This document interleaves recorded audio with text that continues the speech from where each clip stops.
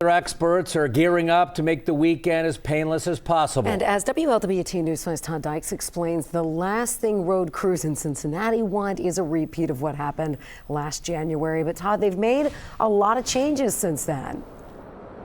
It certainly sounds that way, Cherie. I've been to a number of meetings now, and there's a lot of confidence that things are going to be better this time. Of course, it all depends on the volume of snow. At some point, it's just hard to deal with no matter what. We are here live in Camp Washington. This is home to Cincinnati's Fleet Services Garage, where salt trucks and snow plows, where they're maintained. That's right behind me. It was during last January's snow weather event that a lot of those vehicles simply broke down, and that caused all kinds of problems. Heading into this weekend, everyone's banking on a much different outcome. A little more than a year ago, Mika Owens heard from plenty of frustrated phone callers. We certainly heard from residents last year, and we have improved. This weekend will certainly be a litmus test. Owens says figuring out why too many streets were snow covered for days last January has led to what she calls a new era. Staffing, making sure we have the capacity. We are addressing issues with the fleet.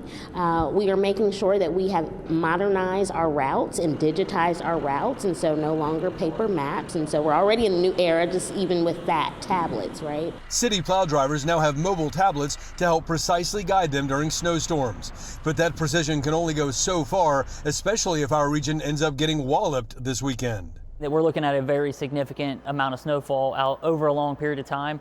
Matt Marshall helps keep Hamilton County salt trucks working properly. We're fully staffed, but because of the amount of lane miles we have, we don't have the ability to have multiple shifts. That means that some county roads could remain snow covered for a while. So the amount of snow that's going to fall, I need to make sure that I message this correctly. You're not going to see streets clear until probably Tuesday. We are going to keep them passable as much as possible, and we're going to stay on top of it, I promise. I just want the public to know that we're out there, we're going to do our best, but hunker down because this thing's going to be a big one. Now, another concern that people in the county and the city have is with our region's power grid, especially with temperatures dropping below zero heading into early next week. Duke Energy spokesman told me today that power crews are ready. He said they'll be fully staffed, and if there are any outages, certainly hoping there are none, but if there are, the goal will be to restore power within 48 hours. For now, reporting live here in Camp Washington, Todd Dykes, WLWT News 5.